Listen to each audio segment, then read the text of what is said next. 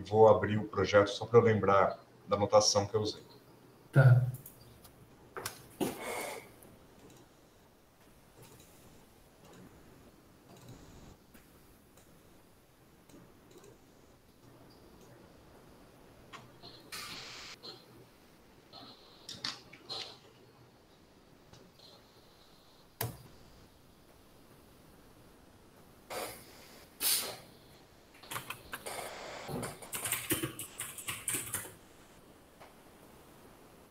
Não dá um, tá certo. Tá, tem razão. Isso aqui, né? Ok. Dá 1 por elétron.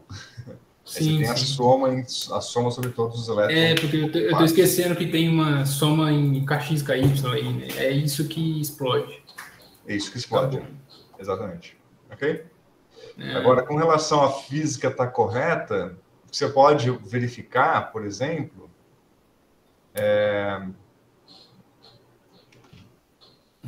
cadê meu tablet? Não tinha aberto aqui. Assim, qualitativamente parece correto, né? Assim, a gente está vendo os níveis subindo, a gente está vendo, por exemplo, para uma dopagem muito alta lá, aquele leak das funções de ON, uma para um lado, um para o outro, então parece que está certo, mas assim, precisa ter uma coisa mais quantitativa, né? Se você pensar que você tem aqui uma densidade de elétrons tridimensional, só que essa densidade, apesar de ser 3D, só depende de Z, né? É uniforme no plano. Então, imagine que a sua densidade de elétrons é uma barreira, uma onda quadrada. Tá? Então, ela é, só para simplificar, ela é 0 aqui e é 1 aqui, para facilitar os números também. A equação que você está resolvendo é basicamente a segunda derivada com relação a Z do potencial é igual a menos alguma constante que eu acabei de abrir, esqueci de olhar. 4π sobre K. 4π sobre K.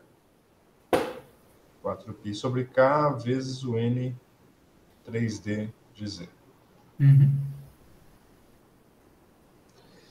Então, o que a gente pode dizer? Aqui eu defini as minhas constantes, as minhas regiões, como sendo piecewise constants, né? Constante por partes. Então, nesta região aqui, ó, na região da esquerda à direita, eu sei que a segunda derivada do potencial é 0. Né? Então, eu sei que nesta região aqui, o potencial tem que ser uma reta. Né? Segunda derivada igual a 0, potencial tem que ser uma certa reta. Nesta região aqui, o potencial também tem que ser uma reta, que a segunda derivada é 0. Já vou desenhar com a inclinação correta, mas uma reta qualquer que você vai ajustar pelas condições de continuidade aqui no meio. Sim. E na região central, você tem que a segunda derivada é uma constante negativa. Então, a solução é uma parábola de ponta cabeça. Então, esse daqui é um AX mais B, esse aqui é um A' X, X não, né? Z, mais B'. E aqui no meio você tem, sei lá, faltou mais. A duas linhas Z quadrado mais B linha Z, duas linhas Z, mais C duas linhas. E aí, quando você faz a combinação, você quer que essa função seja contínua, com derivada contínua, né? Porque é uma equação analítica aqui, né? A solução é analítica, a princípio. Não tem, bom, não é analítica porque tem uma descontinuidade que dito que eu desenhei, né? Mas a segunda derivada é analítica. Então, quer dizer, a derivada aparece na segunda derivada. A descontinuidade aparece na segunda derivada. Então, a primeira derivada tem que ser analítica. Então, tem que ser contínua com derivada contínua. Consequentemente, a sua solução geral é uma reta, aí você encaixa aqui a parábola e encaixa aqui a outra reta. Essa é a sua solução geral para este caso. Então, isso já te dá uma ideia. Se quiser fazer uma comparação, que o que você está resolvendo está certo, no ponto de vista numérico, se você resolver para esse potencial quadrado, você pode comparar com a densidade quadrada, você pode comparar com esse potencial que esse aqui você faz analiticamente. Então, a gente dá uma ideia de comparação dos resultados. Tá, mas peraí, isso aí você fala, aí depois eu uso essa densidade para resolver, porque até aí... Só um teste se o algoritmo está em ordem. Mas isso aí basicamente eu estou testando o Linear Solve do NumPy, não é? Isso, é. Isso. Tá E a bom. sua construção, que é trivial, né? É só o potencial de Hertz. Sim, Agora, se a física está correta, de fato é o que você falou. Você está colocando um termo que é uma repulsão colombiana, né? Então, o que você espera da repulsão colombiana quando você tem um poço duplo, um poço simples, né? Você tem aqui o V de Z, e aí você vai somar aqui uma repulsão colombiana. Só para simplificar a nossa vida, vamos pensar só na parte interna aqui. Então, a repulsão certo. colombiana é como se fosse este cara aqui. Isso, perfeito. Então, de novo, o que você falou, a primeira coisa que a repulsão colombiana deve fazer é jogar as funções de onda um pouco mais para a esquerda, um pouco mais para a direita. Vai separar ela esquerda e direita. Né? Dependendo do dopagem, né? Na verdade. Não, sempre vai fazer isso. Sempre vai ter uma tendência de separação. Vai separar só quando a dopagem for alta. Mas se você pegar a sua função de onda do poço simples, digamos que originalmente, deixa eu fazer em preto aqui, ó, que originalmente, sem dopagem, a sua função de onda era um seno bonitinho aqui. Né? Ok. É o estado fundamental aí. Estado fundamental, zero. Tá? Tá bom. Quando você aumenta a dopagem, vai aumentando a dopagem, o que você vai vendo, a primeira coisa é uma tendência bom, desenhei mal aqui, mas alguma coisa assim, ela vai se esparramando para a borda. Isso aí a gente começou a ver, né, Bruno? Isso aí tá, até aí estamos... Aí quando a dopagem é muito alta, que você tem a separação em duas. Certo? Então isso é a repulsão colombiana, você está vendo que você tem uma tendência dos elétrons se separarem, eles não querem ficar, o elétron não quer ficar junto, né? Mas só se você pensar nisso daqui não como uma função de onda, deixa eu voltar atrás aqui. Pensar nisso como função de onda é difícil. Mas se você pensar nisso como a densidade 3D convergida, é mais para trazer um pouco mais de física clássica aqui, que aí você pode pensar que realmente você tem um conjunto de elétrons, que é a descrição de probabilidade deles, eles estão tendendo a se separar porque tem uma repulsão colombiana empurrando eles para ter uma maior separação espacial possível, né? Competindo, claro, com o poço aqui, né? Então, essa é basicamente a física que você tira da densidade. A outra coisa que você poderia tentar pensar, mas é muito mais delicado, é a separação dos níveis de energia. Né? E0, E1. Mas essa daqui é muito delicada, porque a interação de Coulomb, a princípio você gostaria de pensar que vai te dar um termo de charging energy, né? Em termos de que você, para ocupar um estado, você tem que pagar uma energia, né? Energia de Coulomb para ocupar aquele estado. Então, você gostaria de ver a separação de energia aumentando com a densidade. Só que isso não é tão trivial, porque você tem um interplay aqui, né? Você tem um jogo que, a princípio, você tem uma charging energy que está aumentando à medida que você aumenta a densidade. Mas você também tem o tamanho do poço, né? Também. Você tem porque uma vez que a função de onda cai aqui para o lado, essa separação de energia também cai, né? Vai pro sistema, ele forma efetivamente um poço duplo, que é quase degenerado. Então, tentar observar a charging energy aqui, você não vai conseguir ver esse tipo de física, não.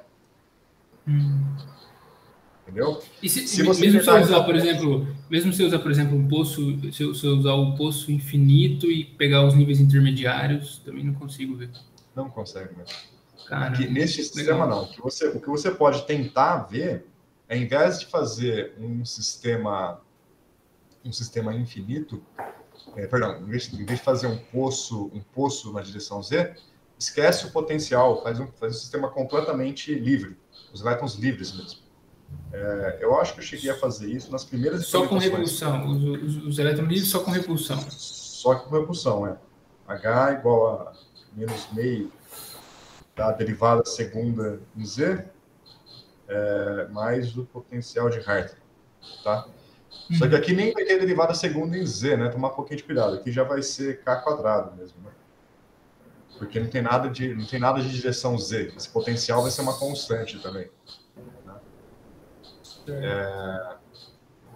Tomar um pouco... Bom, não sei. Tem que pensar um pouco como é que fica esse caso aqui, porque você vai querer resolver um problema que é laplaciano do potencial igual a uma constante. Isso implica que o potencial vai ser uma constante, dadas as condições de controle de que não há nada diferente em nenhuma direção, né? Sim. Então tem que ver, não sei. Eu lembro que eu discuti, acho que eu cheguei a fazer esse tipo de Vai problema. ser uma reta, né? Na verdade, sim, vai ser uma reta, mas o ponto é que ela tem que ser zero nos dois lados, digamos assim, né? Aí tem que ser uma reta de inclinação zero.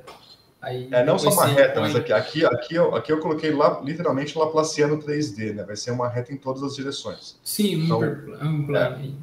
Um plano, né? Hiperplano. Então, do mesmo jeito que no plano XY antes a gente considerou que o potencial era constante, porque não tinha nada especial na direção XY, agora aqui a direção Z também entra no mesmo jogo. Então, o potencial vai ser uma constante.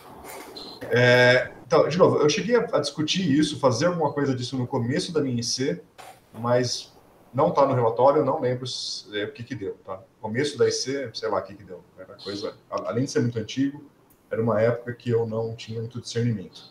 Então, eu lembro de ter discutido coisas desse tipo, mas tinha um paper, na verdade, tinha um paper que discutia exatamente isso. Não, tinha um paper que fazia o caso extremo. Tinha um paper que fazia o Hamiltoniano 2D, fazia o meio de kx quadrado mais ky quadrado mais potencial de Hartree. Só que colocava com campo magnético, tá? Vou colocar mais B, entre aspas, aqui, porque tem um potencial vetor também. Fazia isso aqui com campo magnético e era basicamente o que eu estava fazendo, só que eu fiz em 3D. Então eu comecei a analisar esse caso por causa desse paper. E aí eu me lembro que no meio do caminho, isso foi no meio da IC, na verdade. Segundo ano, terceiro ano da IC. Eu lembro que o paper que fazia isso, que chamou a nossa atenção, ele foi retirado do archive depois de um tempo, porque aí os autores colocaram lá que escreveram que tinha um erro grosseiro, que eles não haviam percebido, que invalidava todo o modelo inicial. Então eles tiraram o paper do archive completamente. Aí a gente abandonou também. Mas a ideia original parecia interessante, mas a gente abandonou. A gente seguiu com o nosso modelo 3D. Mas, de novo, eu era muito jovem na época, eu não tinha discernimento, não me lembro mais de detalhes, além de que eu tentei e não sei o que deu. Mas, a princípio, você teria isso daqui. Aí, aqui sim, né? Uma vez que isso aqui é constante, aqui você pode tentar interpretar esse VH como charging energy. Mas, assim, de novo, não me lembro de detalhes. Como que eu vou calcular esse potencial aqui? Não me lembro, tá? Porque... Se eu tentar fazer o... porque o problema que a densidade vai explodir é que o sistema é infinito, né? Se eu usar o poço esférico, se eu usar um poço infinito, em 2D mesmo, né? você pode pensar numa molécula em uma dimensão. Você pode fazer um potencial com duas gaussianas. Faz dois potenciais gaussianos. Aí a função de onda vai hibridizar e formar uma molécula. Entendeu? Certo. Aí aqui dá para você tentar fazer alguma coisa. Agora, não sei se para qualquer potencial você vai ter solução analítica. Tem que ver. Cara, sinceramente, acaba o que você está fazendo, já é interessante. Tá? Confia em mim que dá certo isso daqui, porque eu fiz 1 milhão de comparações com experimentos e todos batem. Tá, tá bom. Muito beleza. É porque o que a gente tá inseguro é só em relação a isso mesmo, saber que a gente tá vendo a física correta, né? Tá vendo a física correta, assim. Nesse sistema aqui, o potencial de troca é muito pequeno. A gente pode calcular, termina a autoconsistência, que a gente discute o potencial de troca, para você ver que ele é irrisório nesse sistema. Fechou. E a correlação também, consequentemente. A correlação é ainda menor. Então, beleza. Depois a gente vê. Bruno, eu tô esquecendo de alguma coisa aí? Não, Rafael, acho que não, cara. Você tá com a listinha aí aberta do Discord? Não, mas eu abro rápido. Era isso, era olhar a densidade. Não, acho que era isso mesmo. Que ficou da gente. Porque o único item que tem aqui que é o 7, né? Que é verificar a validação do sistema de comparação. Isso. Isso, é isso mesmo. O gráfico das energias por iteração, a gente mostra, sei lá, os 2 primeiros níveis, tá bom, né? Como que os 2 primeiros níveis estão mudando. Não, põe os 4 primeiros. Porque Tá os dois primeiros, quando você tiver uma dopagem muito alta, os dois vão convergir, vão ficar degenerados por causa da formação do poço duplo, né? Então é bom olhar os 4 primeiros, que eles vão convergir 2 a 2. Certo. Então é isso aí mesmo. Valeu, professor. Falou, vamos lá. Bom, gente, então eu queria discutir com vocês hoje. Basicamente, eu queria abrir para vocês tentarem implementar isso daqui, porque é uma implementação muito simples, a base, e depois eu corrigi aqui, né, que o Rafael tinha falado, deixei da maneira mais tradicional.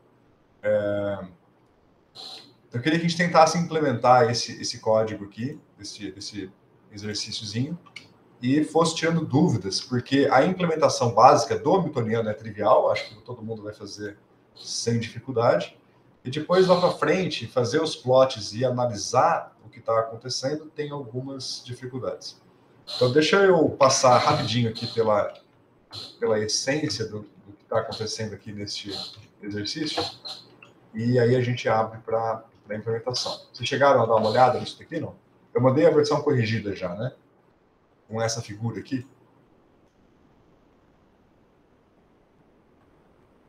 Eu ainda não peguei não, professor. Eu tenho aqui, mas eu ainda não tinha aberto não. Tá. Vê se tá igual. Dê uma olhadinha. Tem essa figura. Sim. E tá certo aqui a Hamiltoniana, né? Exato. Tudo certo. Ok. Beleza. Então, veja. Eu quero que a gente tente fazer o seguinte. Vou tentar descrever em palavras aqui os fundamentos e o que esperar dos resultados e como fazer uma parte da conta sem mostrar o código. Tá? Então, o que a gente está vendo aqui é um modelo de Anderson para impurezas, na versão unidimensional, caso mais simples possível. Se vocês procurarem na internet, tem milhares de papers discutindo esse tipo de assunto, tá? Quero complementar. Mas, basicamente, o que a gente tem aqui, vocês podem imaginar, pictoricamente, como se fossem uma sequência de sítios, uma sequência de poços, para ficar mais palpável, e vamos chamar cada poço de poço igual a 0, igual a 1, igual a 2, igual a 3, igual a 4, 5. Então, se esses poços estivessem isolados um dos outros, se a distância entre eles fosse muito grande, você teria em cada um desses poços uma energia local e uma função de onda. Essa aqui vai ser o E0 e a função de onda φ0. Esse daqui vai ser o E1 e a função de onda φ1 e assim por diante. Em cada um deles você tem ali a sua energia local e a sua função de onda, tá? Individual de cada poço. Agora, duas coisas. Primeiro que eu vou considerar essa energia local como sendo aleatória. Então, algumas estão, na verdade, se quiser desenhar, algumas estão um pouco mais para cima, outras estão um pouco mais para baixo, e assim por diante. Tá? Então, a energia local dos poços varia. Por que elas variam? Bom, eu posso imaginar que esse poço é um pouco mais fundo do que esse, ou esse daqui é um pouco mais largo do que o outro. Então, eu tenho poços um pouco mais largos, um pouco mais finos, um pouco mais fundos. Então, o ambiente local de cada poço é ligeiramente diferente um do outro. Pode ter uma questão de interação de Hart, que a gente estava falando, que poderia afetar também. Mas você tem pequenas deformações em cada poço, ou seja, impurezas. Você tem defeitos ao longo desse sistema que faz com que a energia local de cada poço isolado não seja exatamente uma igual à outra. Então, você vai ter uma distribuição, e aqui a gente vai escolher essa distribuição como sendo uma distribuição gaussiana. Tá?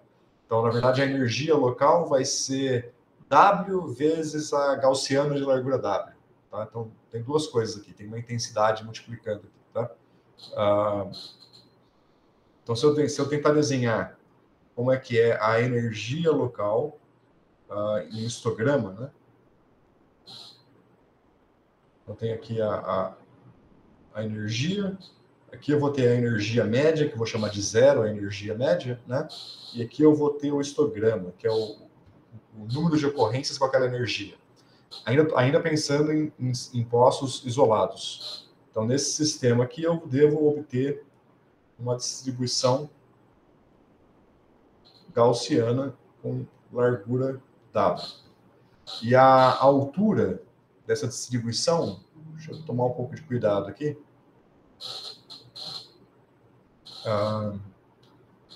Porque a distribuição G0W, ela é a princípio normalizada, né? Então é 1 sobre raiz de 2π W exponencial de menos e quadrado sobre 2w ao quadrado, certo? Então essa aqui é a distribuição de probabilidades com largura W. E aqui eu estou multiplicando por W. Então, se eu multiplicar por W aqui, cancela aqui. Então, esta altura aqui é basicamente 1 sobre raiz de 2π. Né? Tá certo? Estou um pouco na dúvida agora se o que eu estou fazendo está correto. Se a minha escolha aqui está correta. Mas acho que é isso, né? A distribuição gaussiana normalizada. Me parece correto.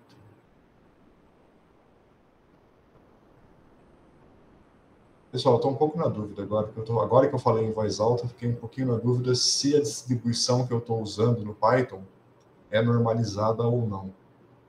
Vou deixar uma interrogação aqui para a gente verificar, tá? Se a distribuição está normalizada ou não. Eu acho que deve estar. Tem que estar. Okay. Bom, mas é uma distribuição gaussiana. Vamos só prestar atenção na intensidade dela depois. E aí, entre os sítios, eu tenho um acoplamento, que uma vez que eu falo o seguinte, comecei com sítios isolados, cada um com a sua energia local, e agora eu vou aproximar eles, e quando eu aproximo eles se hibridizam, né? As funções de onda, elas se hibridizam, e a gente ganha um termo de Hopin T, que é o termo que define o acoplamento.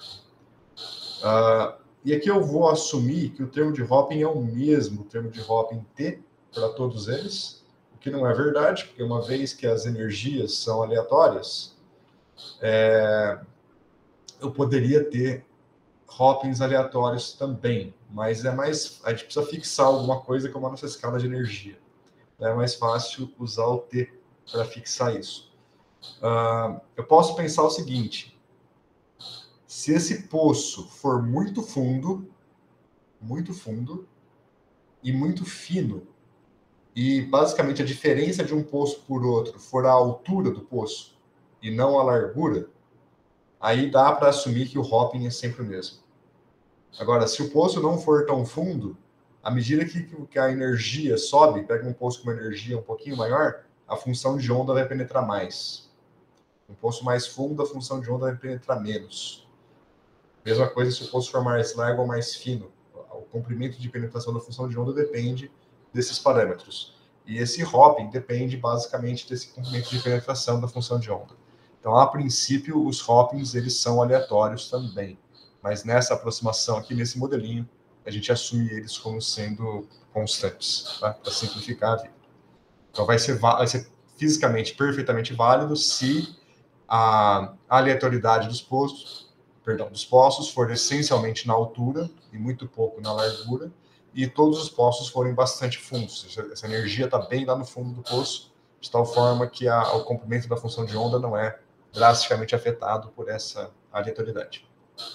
E pode pensar também que, em primeira ordem, a correção devido aos defeitos vão afetar a energia e a correção na função de onda vem depois, né? Primeiro você corrige a energia, depois você corrige a função de onda em trilha de perturbação. Então, a gente corrigiu a energia, não corrigiu a função de onda, consequentemente, os Hopins são todos iguais. Então, tem várias maneiras de tentar justificar o modelo. Vocês entendem o que são os hoppings e o que eu acabei de falar? Alguma dúvida? Aonde está a dúvida? O que tem dificuldade aqui?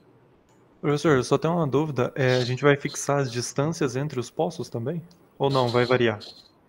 Não, a gente nem vai falar o que... É como se fosse a mesma distância sempre, mas a gente nem vai falar dos poços. O hamiltoniano já é esse daqui. Tá?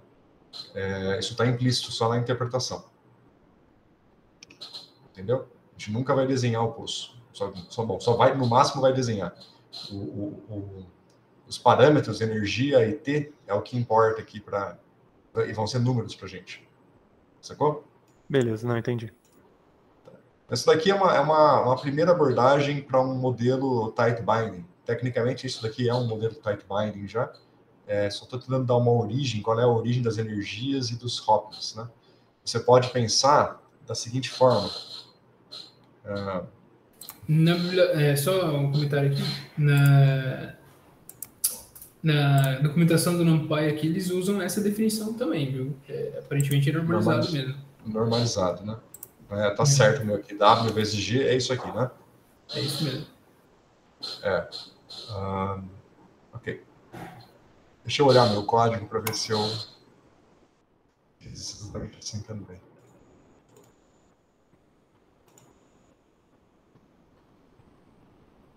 Cadê?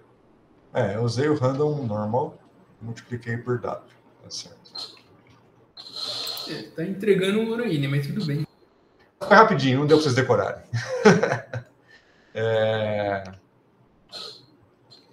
Beleza. Então, ó, só para um pouco mais de interpretação, imaginem que vocês têm o seguinte, ó. Vou fazer um caso de um poço duplo. Em vez de fazer infinitos poços, vamos pensar num caso de um poço duplo, que a gente tem aqui, vamos chamar do poço da esquerda.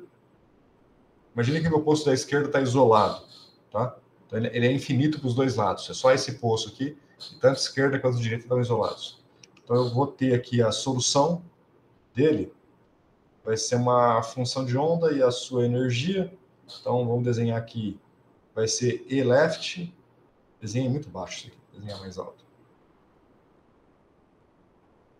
Vai ser E left e a função de onda phi left. Eu posso fazer a mesma coisa agora para o poço da direita. Desenhar assim, para ficar pertinho aqui. E vai ter uma outra energia e uma outra função de onda, pegando sempre o estado fundamental de cada poço, tá? Então vai ser E right, phi right. Então eu tenho esses dois poços.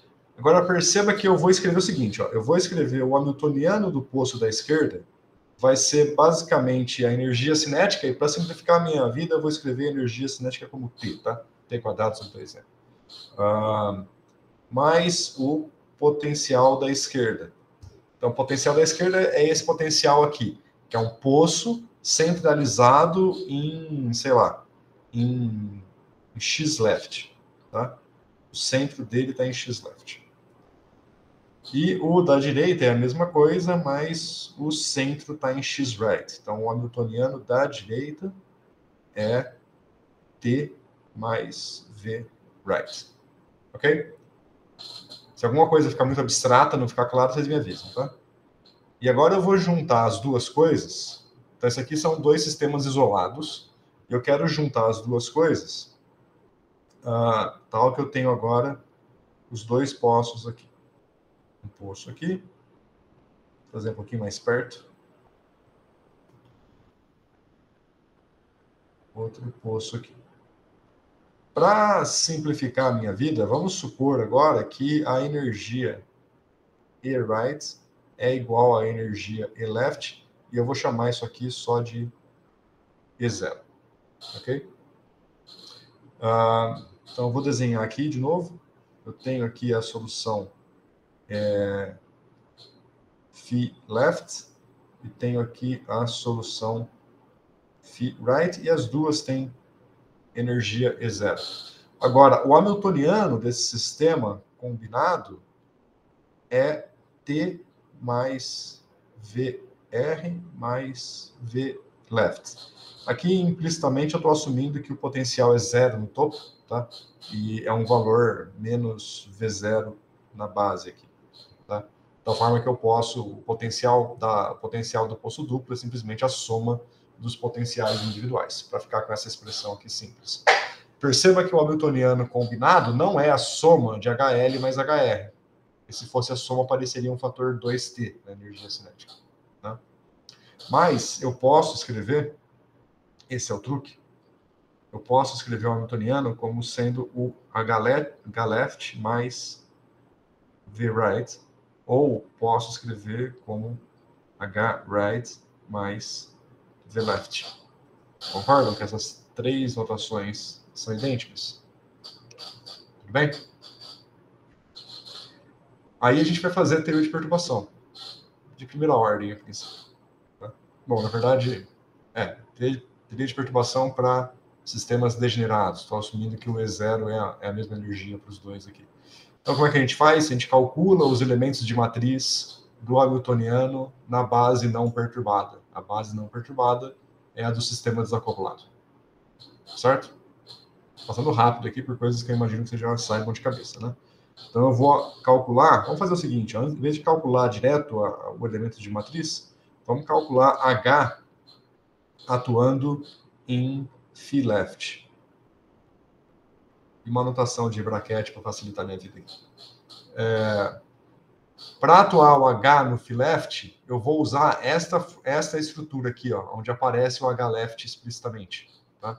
Então aqui vai ficar H left, phi left, mais V right, phi left. O que isso aqui dá? H left em phi left vai dar simplesmente a energia E0. Vou dar E0, phi left, mas aqui não dá para fazer nada. Aqui a gente não sabe nada a respeito disso, porque eu estou calculando o potencial da direita, né, o operador potencial da direita atuando no phi left. E o phi left, se você pensar, tem uma pequena penetração aqui, né? Aqui no meu desenho não aparece, mas imagine que a função de onda continua e penetra um pouquinho nesse potencial. Então, eu não sei o que essa ação dá, né? Mas está aqui simbolicamente. Aí eu vou lá e vou calcular o elemento de matriz disso, né? Então, vou calcular o elemento de matriz, digamos, phi j. O j pode ser left ou right, né? H phi left. Então, aqui vai dar E0 delta JL mais... Perdão. E aqui vai ficar phi j VR phi L. Certo? Ok. Bom, agora, desta estrutura aqui, tem um elemento de matriz quase genérico, né? Fica fácil vocês verem que se eu colocar isso numa estrutura matricial, eu vou definir uma função de onda como sendo uma combinação linear CL, phi L mais CR, phi R, e aí eu vou construir o hamiltoniano para os coeficientes CR e CL, e eu vou ficar com o hamiltoniano na forma matricial como sendo E0 mais elemento de matriz, vou fazer assim, ó, L, tá? V, R, L, aqui vai ficar L, VR, R, por exemplo. Não, estou na linha, isso, linha, coluna, certo. E aqui vai ficar R, VL, L, e aqui E0 mais R, VR, R. Tudo isso atuando em CL, CR, igual. A princípio, aqui eu teria uma matriz de overlap, né? Mas eu vou assumir que essa matriz de overlap é aproximadamente a identidade. Bom, deixa eu deixar aqui, vai importante essa discussão. Então, o lado direito vai ficar in LR, RL e 1 vezes a energia, ou por energia aqui que é melhor, né? Energia vezes essa matriz, vezes CR. Ok, vamos lá. Essa construção aqui, vocês já viram? Conseguiram acompanhar em termos de teoria de perturbação? Conseguem reproduzir por conta própria? Sim. Beleza. Essa matriz de overlap aqui, vocês já tinham visto antes?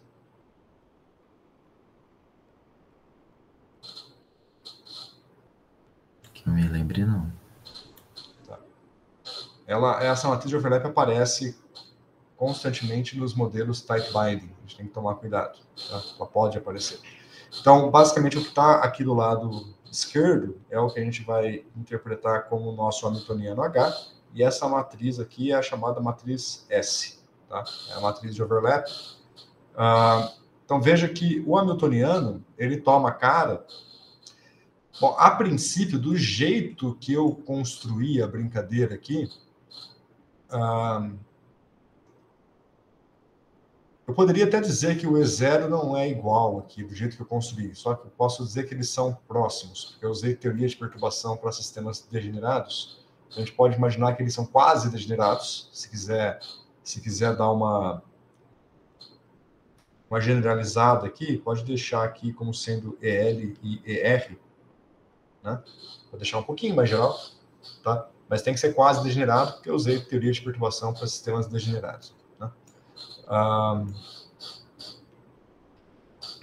Então, esse aqui seria o hamiltoniano. Então, veja que o que aparece na diagonal estaria fazendo o papel da nossa energia local. Então, aqui eu tenho a energia, vamos chamar de energia efetiva, né, do sítio L, e a energia efetiva do sítio da direita, dada por esses elementos de matriz aqui, certo? E aqui aparecem os termos de acoplamento. Então, esses elementos de matriz aqui é como se fosse o T e o T estrela. Ok? E por último, você tem essa matriz de Hopin, que é o que está aí mesmo. Não tem muito mais o que escrever. A gente pode simplesmente, se quiser, a gente pode deixar ela assim. A diagonal é 1 porque as grandezas são normalizadas, mas elas não são ortonormalizadas. Percebe? Vamos chamar isso aqui de... chamar de S minúsculo, né? S e S estrela, mas nesse caso, obviamente, S e S estrela são... Bom, não é obviamente que são reais, não. Pode ter uma fase ali, né? Vamos deixar S estrela mesmo. E 1 aqui. Por que L e R não são ortogonais entre si? Basicamente porque eu peguei o L e R como sendo autoestados do posto da esquerda e do posto da direita, como se o outro não existisse. Então, são bases vindas de lugares diferentes, né? Então, elas não têm a menor razão de serem ortogonais. Tá claro? Uma penetra um pouco na outra sem necessariamente ser ortogonal. Então, em todo o hamiltoniano tight binding, você vai ter esta estrutura aqui. Você tem as energias locais, você tem o Hopin, tá? E você tem aqui a matriz de espalhamento. Então, isso aqui te dá uma ideia geral de como aparecem esses termos. Matriz de espalhamento, não, eu olhei S, falei matriz de espalhamento, a matriz de overlap. Tá? O que acontece é o seguinte, se você falar que a função de onda do posto da esquerda penetra muito pouco no da direita e vice-versa, o overlap entre as duas funções de onda é mínimo, né? Pode pensar que uma tá assim, a outra tá assim. Então, o overlap é só esse biquinho aqui, né? Então, se o overlap é só esse biquinho aqui, você pode, se quiser, assumir que o S é muito menor do que 1. Consequentemente, a matriz S é aproximadamente a matriz de identidade. Essa aproximação, ela é sempre boa? Não. Há sistemas em que os termos fora da diagonal aqui são cruciais. Tem uma discussão sobre isso, me lembrem depois, porque eu vou esquecer, Eu passo para vocês lerem sobre isso no livro do Bastard. Bastard? Não, Bastard. É francês. Tá? E esse nome aqui é bom pronunciar corretamente. É Bastard. Tá? É Gerard Bastard. Ele discute exatamente isso e discute como o pequeno overlap que aparece aqui pode ser importante em vários sistemas. Se eu esquecer de mandar uma referência depois da aula, alguém me lembra, tá? Mas, grosso modo, este é a estrutura que aparece nos hamiltonianos tight binding. Essa é a origem desses termos. Aqui eu fiz alguns truques, né? Que eu escolhi separar o meu hamiltoniano dessa forma, em HL mais VR, de tal forma que a energia cinética, o T, né? Ela aparece implicitamente dentro do HL e do HR, que está aparecendo implicitamente aqui dentro do EL e do ER. Isso também não é universal, depende muito da base que você escolhe, né, e da maneira como você faz a conta. Então, poderia, dependendo de como você fizesse a conta, talvez pudesse ter termos de energia cinética aqui no hopping também. Tá? Isso tudo depende realmente de como você estrutura. Mas a origem sempre é mais ou menos essa. Tá claro? A origem do hamiltoniano? Tudo bem? Aqui eu fiz para um sistema de 2 sítios, aqui está para um sistema de infinitos sítios, mas a origem dos termos é a mesma. Bom, é isso. Então, o que eu queria que vocês fizessem era tentar seguir essa lista aqui, montar o hamiltoniano, né? O Rafael falou lá que eu já dei a dica, né? Vou dar mais uma dica aqui. O hamiltoniano, se vocês olharem para esse cara aí, ele vai ter essa cara aqui, ó. E0, E1, E2, e por aí vai. E o hopping, depois menos T, o sinal não importa, tá? Tem gente que gosta de colocar esse menos T porque são pessoas muito chatas. E põe esse menos T ali. Não vai fazer a menor diferença colocar mais T. Eu acabei colocando menos T porque é quase que padrão colocar o menos. Então, o hamiltoniano vai ter essa cara. Vai ser um hamiltoniano tridiagonal, onde a diagonal vão ser as energias locais, que vocês vão sortear seguindo uma distribuição normal, e os termos fora da diagonal vão ser os hoppings T's constantes, não só constantes, mas eles valem 1. Faz diferença, viu? Sim, a física por detrás disso, se você, por exemplo, se você tem um sistema em uma dimensão, né, ferromagnético, uma cadeia XX e mapeia ela no modelo de fermions livres, se ele é ferromagnético, T é positivo, se T é negativo. Se ele é antiferro, o T é positivo. Então, tem uma diferença dependendo de onde você vem, né? Assim, se você considerar o modelo isolado, aí talvez... Não, mas se você estiver pensando em fazer um mapa em algum momento, né, da cadeia, por exemplo, a cadeia XX é um exemplo, né? Se você faz o Jordan Wigner nela e joga e mapeia a cadeia de spin Você tem certeza absoluta? Porque eu acho que eu consigo achar uma transformação unitária que leva esse cara aqui de T para menos T. Pensa comigo, se você tem... pega 2 sítios, certo? Você tem 2 sítios. Qual que é o estado fundamental de 2 sítios? Depende do sinal de T. Se T for positivo, é o singleto. Se T for negativo, é mais menos com menos mais. Entendeu o que eu tô falando? Então, o estado fundamental muda, né? Dependendo do sinal de T, né? Isso que eu tô falando. Então, nesse sentido, é não trivial. Eu tenho a impressão que a solução só depende do módulo de T. Mas vamos ver depois. Eu entendi o seu ponto, mas eu tinha na minha cabeça que a solução só dependia do módulo de T. Não, eu tô falando assim, se você pensar aí, talvez no modelo, só o modelo, né, sem depender da história dele, de onde ele vem, o que você está mapeando, talvez não, né? Mas estou dando um exemplo assim, da situação em que seria relevante. Bom, vamos fazer o exercício primeiro, depois a gente volta nisso, senão vai acabar a aula. Tá? Eu vou, de hoje para quinta-feira, eu vou dar uma lembrada, mas eu tenho quase certeza que eu mapeio isso daqui de T para troca o sinal sem mudar a física do problema. Mas eu vou conferir. Tá? Aí a gente vê aonde que eu estou errado ou se a minha cabeça está falhando e estou esquecendo de alguma coisa. Se eu estou esquecendo de algum detalhe, aí na hora que eu for fazer a conta eu vou verificar. Se eu não achar nenhum erro e conseguir mapear de T para menos T sem mudar nem os autovalores nem os autovetores, aí a gente discute quinta-feira. Tá? Beleza. Ou pode ser que só os autovalores não dependem, eu estou esquecendo dos autovetores. Eu vou pensar certo. Bom, vamos lá, gente. Então, eu queria que vocês construíssem esse hamiltoniano. Essa parte é fácil, acho que todo mundo faz aí poucas linhas, tranquilo. E aí a gente vai considerar isso daqui. Ó. Eu considerei 500, só que aí eu fiz isso junto com o meu aluno Brian também, e eu percebi que quando eu rodei com 500 com a ligação ativada, né, enquanto conversando com ele, com o Nietzsche, ficou um pouco lento a máquina dele. Então, não sei se o de vocês talvez vá ficar. Então, se tiver muito lento, roda para sempre. Tá? Caso pelo CPU está sendo usado pela ligação. Mas, basicamente, isso. E aí, vamos considerar o W igual a 0,25. Acho que é um dos casos mais interessantes. Tá? Então, vamos considerar o W igual a 0,25. E, bom, beleza, vamos fazer isso. Por enquanto, só calcular os autovalores e os autovetores.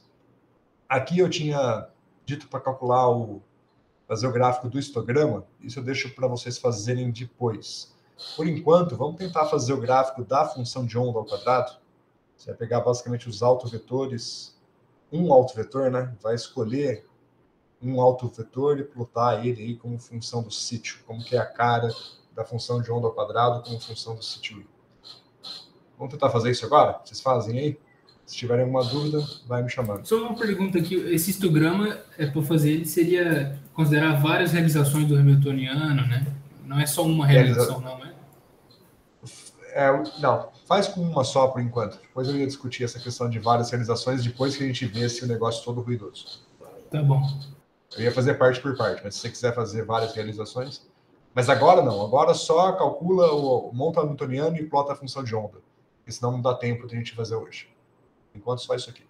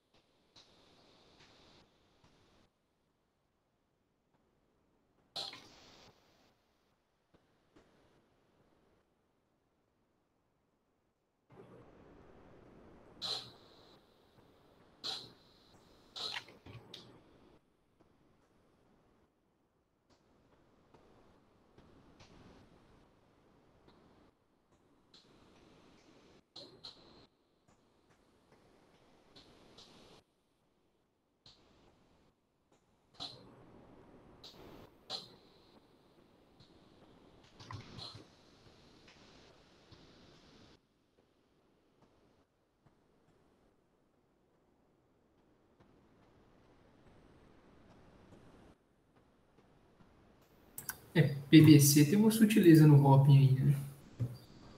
Perdão?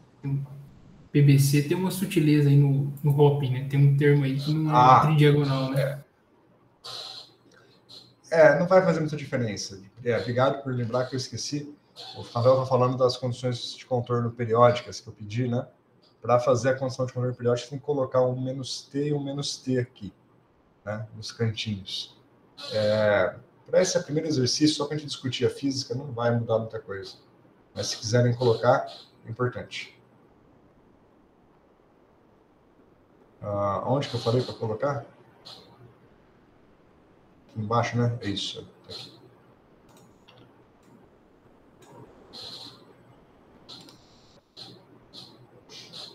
A gente chegou a discutir o hamiltoniano como condição de contorno periódica. Eu não me lembro se eu discuti só na graduação ou aqui também.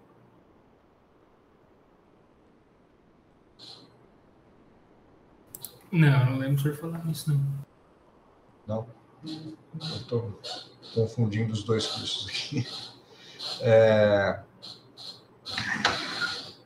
Perdão. Vamos lá. Deixa eu elaborar aqui um pouquinho, então.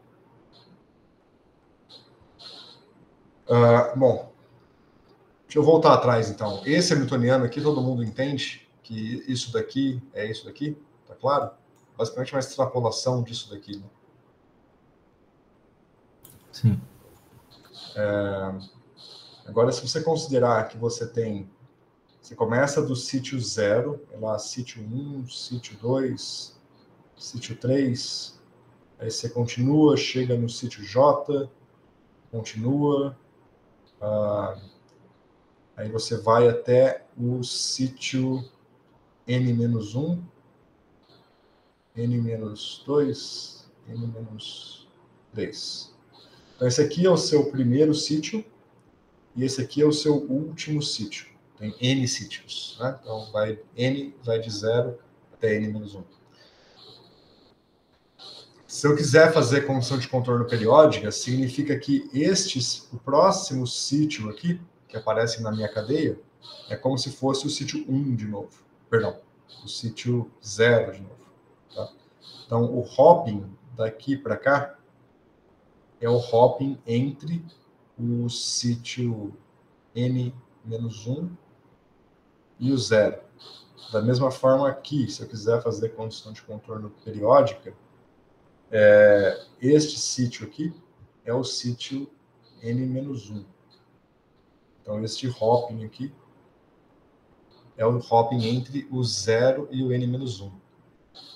Então, se você olhar para os elementos de matriz, perceba que aqui você está na coluna 0, coluna 1, até chegar na coluna N-1, N-2, e aqui você está na linha 0, linha 1, até chegar na linha N-1, N-2. Então, você vai ter aqui as energias locais, né? Na diagonal, E0, E1, e por aí vai. Até aqui no final você tem E, N-2, E, N-1. E aí o hopping, veja, o hopping de 0 para 1, este cara aqui, vai aparecer aqui, né? Este é o hopping 0,1, digamos. E o complexo conjugado dele aqui. O hopping 1,2 vai aparecer aqui. E assim por diante, o complexo conjugado dele aqui embaixo. Se eu olhar aqui na frente, mesma coisa, né? Aqui você vai ter esse hopping, aqui vai ser o hopping entre o N-2 e o N-1. Seria este hopping aqui, este aqui. Né? Agora, o hopping, este daqui, entre o N-1 e o 0, qual seria? É um elemento de matriz conectando, digamos, a linha N-1 com a coluna 0. Então, vai ser o elemento de matriz aqui no canto. Do mesmo jeito esse, né? Conectando a linha 0 com a coluna N-1, por exemplo. Né? O complexo conjugado vai estar aqui no canto. Sacaram? E o resto é 0. O que eu não desenhei é 0. Então, você tem um elemento de matriz aqui no cantinho, que você tem que colocar. Então, estes três aqui, essas três linhas, vocês colocam com o NumPy i, né? É fácil de construir com o NumPy i. Agora, este cara e este cara, é um elemento só nos cantos, você coloca com a mão mesmo. Ok?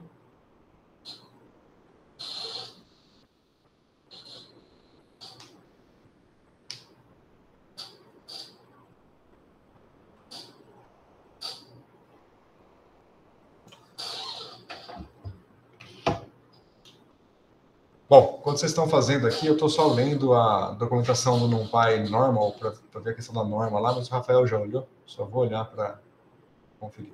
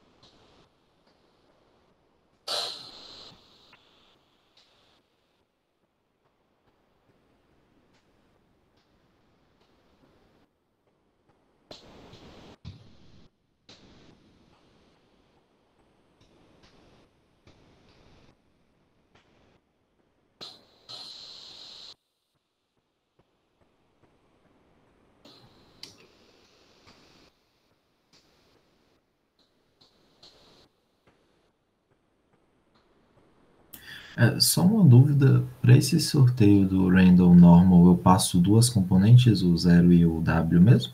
O 0 e 0,25? Obrigado. O Random Normal você tem que passar isso. E você pode passar também o número de sítios, né? Para já pegar um vetor completo.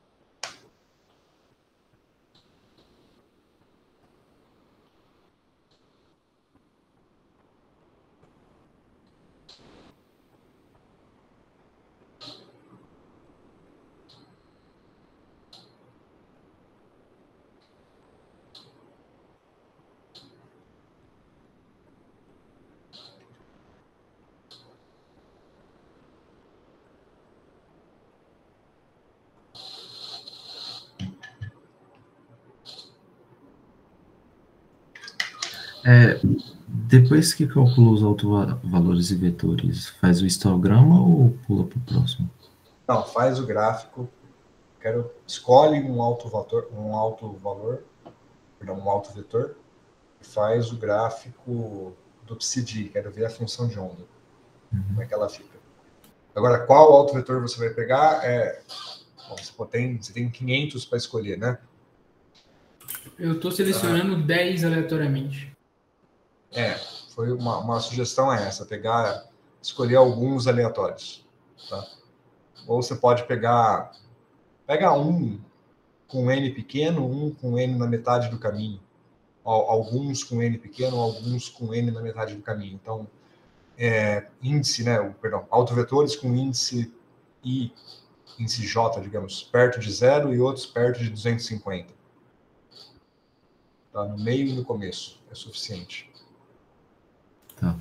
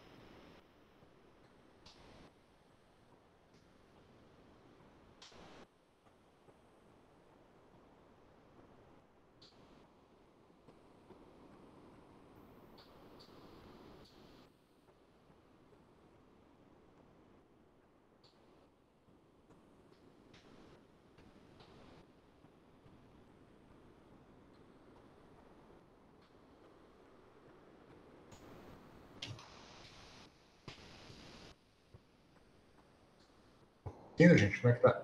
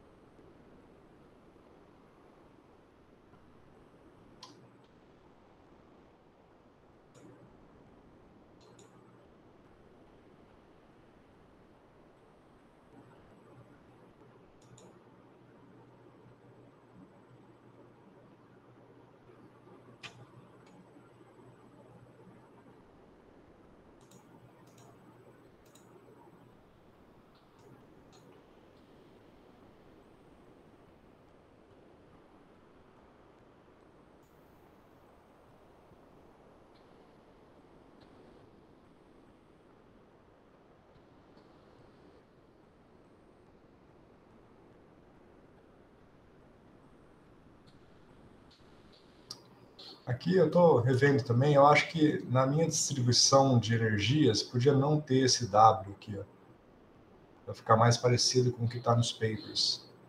Alguns artigos usam outras distribuições de probabilidade, e acho que para ser compatível com a minha escolha aqui, não tem que ter esse W aqui, ó. Mas não muda o resultado. Acabei de testar aqui, que não é tão relevante.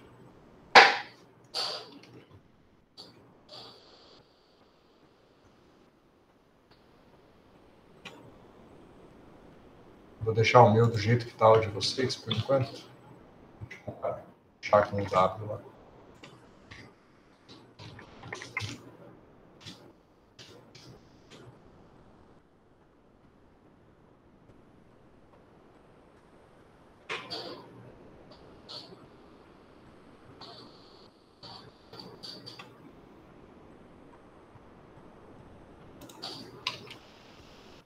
Eu esqueci como é que bota label nos plot.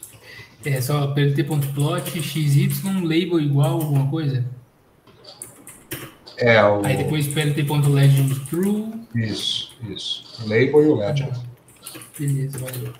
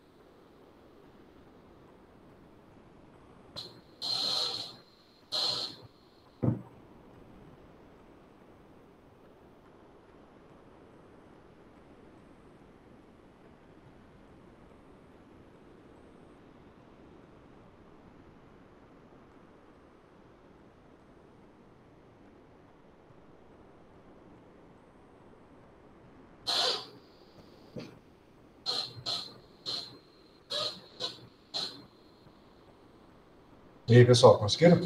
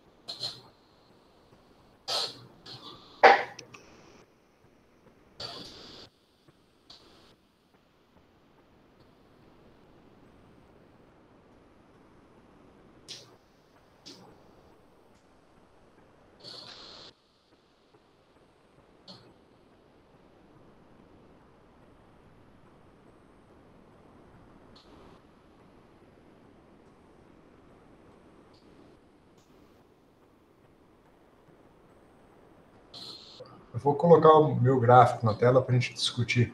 Tá? Ver se de vocês está parecido. Sem mostrar o resto do código.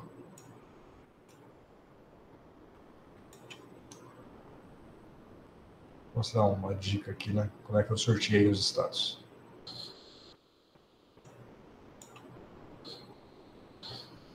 Pessoal, vamos lá? Estão vendo aqui, ó? Discutir um pouquinho. Daqui a pouquinho vai acabar a aula. Assim. O que eu estou plotando aqui são duas funções de onda. Então, a que está em laranja, eu sorteei no começo do espectro. Então, peguei uma função de onda de índice entre 0 e n sobre 4. Sorteei aleatoriamente um índice entre 0 e n sobre 4 e plotei aquela função de onda. Isso é o que está em laranja. E vocês veem que é uma função de onda altamente localizada, enquanto que a outra eu sorteei aqui entre n sobre 4 e 3n sobre 4. Então, mais ou menos no meio do espectro de energia, né? Perto de 250, que seria mais ou menos na metade do espectro de energia, né? Lembrando que as soluções são o comando AIG H do NumPy retorna as soluções ordenadas em energia, né? Então, quando eu pego no começo, estou pegando baixa energia. Quando eu pego no meio, estou pegando lá em torno de 0 a energia, né? Nosso espectro é simétrico, para cima e para baixo, aproximadamente. Então, aqui eu pego uma função de onda que está completamente estendida. Aqui eu estou plotando o gráfico, aqui é o DENS, né, que já é a função de onda ao quadrado. Então, não mostrei como é que eu calculei esse DENS, mas tem duas coisas aqui dentro. Primeiro é a função de onda ao quadrado, e segundo, que tem um truque aqui, que é um truque meramente de visualização, que é o que eu coloquei aqui embaixo, ó, no item 7. Dei uma lida aí, ó. Para melhorar a visualização, as funções de onda estão renormalizadas para que todas tenham um pico igual a 1. Certo? Isso eu usei no mapa, mas aqui também. Você percebe que a norma está alterada, né? Porque se essas funções de onda estivessem normalizadas corretamente, essa daqui que é localizada teria um pico muito mais alto que essa que é estendida, para que a integral das duas fossem 1. Concordam comigo? Tá bem? Então eu peguei cada função de onda. Só uma perguntinha. O seu heatmap ali, o vermelho é onde tem muita densidade, né? No caso ali. Os pontos quentes. Eu estou falando isso para discutir ele, exatamente. Tá valeu. Mas então você percebe aqui o seguinte: eu estou pegando cada função de onda e estou mudando a norma de cada uma delas para que o pico de cada função de onda, ou o pico de cada densidade, seja igual a 1. Tá vendo? Todas as densidades têm máximo em 1. Qualquer uma que eu colocar aqui vai ser assim. Tá? Por que eu faço isso? Para trazer todas elas para a mesma escala, porque senão você vai ter isso, né? Uma função de onda localizada vai ser super alta e uma função de onda estendida vai ser super baixinha. E aí fica difícil de fazer uma comparação visual delas, porque o que me interessa não é a distribuição de probabilidade, só essas questões de localização mesmo, né? Então a norma, neste momento, para mim, não é interessante para fazer esses gráficos. Tá, e aí, por que isso daqui é importante para fazer este gráfico que o Rafael está chamando a atenção? Aqui embaixo eu estou plotando basicamente essas densidades, só que aqui eu peguei só duas, aqui eu tenho todas, né? Então veja que o eixo vertical é a posição do sítio, eu chamei de X, mas pode pensar que é a posição Y do sítio, né? E aqui são os estados. Então o estado 0, que tem baixa energia. Aqui eu rodei para um sistema maior, né? Rodei 1000 por 1000, pelo jeito. Então o estado 1000, que tem alta energia, e o estado 500, que tem energia perto de 0. Né? E os outros aí ao redor. Então, como é que eu interpreto este gráfico? O que eu estou fazendo aqui eu estou pegando este gráfico, como se fosse esse gráfico aqui em cima, e estou fazendo um corte. Nesse caso aqui, eu fiz o corte em 0,3. Mas esse valor pode variar dependendo do tamanho do sistema e da intensidade do W que você colocar lá, né? Da variância da distribuição. Então, aqui eu coloquei 0,3, quer dizer que, imagine uma linha igual a 0,3 aqui, E eu estou dizendo o seguinte, tudo acima de 0,3 vai ficar vermelho e abaixo de 0,3 vai ficar colorido de acordo com o mapa de cores que eu escolhi, que é o mapa de cores JET. Então, eu estou usando esse V máximo, né, para saturar o gráfico acima de 0,3. Então, isso implica, ó, pensa na linha 0,3 aqui. O estado estendido, ele vai ficar quase inteiro vermelho, né? Os pontos que estão acima de 0,3 vão ficar vermelhos, é quase inteiro vermelho, que é o que aparece aqui no centro. O estado localizado, o pico vai ficar vermelho, mas o resto vai ficar azul, digamos assim, azul e outras tonalidades, mas o azul predomina, né? Então, se eu pegar um estado aqui no começo, que é esse cara aqui, eu tenho vários pontinhos aqui, já mostro a figura maior, mas tem vários pontinhos que são os picos se sobressaindo e depois que caiu volta para o azul. Então, esta visualização, ela me permite ver claramente aonde eu tenho estados estendidos e aonde eu tenho estados localizados, bem visualmente mesmo. Então, é o gráfico que eu fiz aqui. Ó. Esse é o gráfico para esse sistema agora, tá? Um pouquinho maior, para 500 sítios e tal. Então, vocês veem que aqui a região vermelha está delimitando a região do meu espectro de energia, onde eu tenho estados estendidos. E a região azul é né, saiu do vermelho, tendendo ao azul, é onde eu vou ter estados mais localizados. Isso, obviamente, é aproximado, não é preciso. Eu sempre tenho umas flutuações. Aqui no meio eu posso ter um estado que é um pouco mais estendido do que os outros. Isso tem uma estatística aí por trás também, não é algo preciso, mas tem uma dominância de estados estendidos na região central e uma dominância de estados localizados na região de altas e baixas energias. Tá? Se eu rodar esse cara aqui de novo, ó, vou pegar outros dois estados aleatórios, aí você vê que agora o laranja não está tão localizado assim, mas o azul está muito mais estendido do que o laranja. Né? Mas esse daqui já não. Se eu pegar e traçar aqui o 0,3, eu vou ter duas regiões vermelhas aqui, né? Neste daqui. Mas, grosso modo, está localizado. E qualquer par que eu escolher, vocês vão ver que o laranja, bom, tem algumas exceções, mas o laranja, em geral, está mais localizado do que o azul. Ou seja, baixa energia está mais localizada do que a energia lá no centro. Eu tenho vários aí de exemplo para ir visualizando aleatoriamente.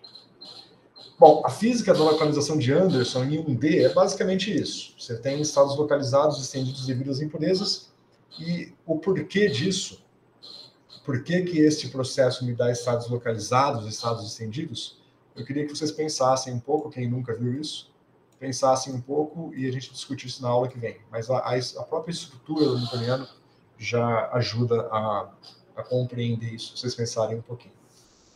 Eu vou passar duas referências para vocês agora, o livro do Bastard, só para vocês verem essa discussão aqui do modelo type binding e a matriz de overlap. E vou passar um paper sobre Anderson, que é um paper que eu não li, tá? Eu ia ler no fim de semana e não deu. Mas vou passar agora para vocês e vou ler até quinta-feira para a gente discutir. Tá? Me parece ser um paper muito bom, mas ele é longo, então é basicamente uma sessão que eu vou falar para vocês lerem dele. Tá? Quem quiser ler um paper inteiro, pode tentar ler tudo.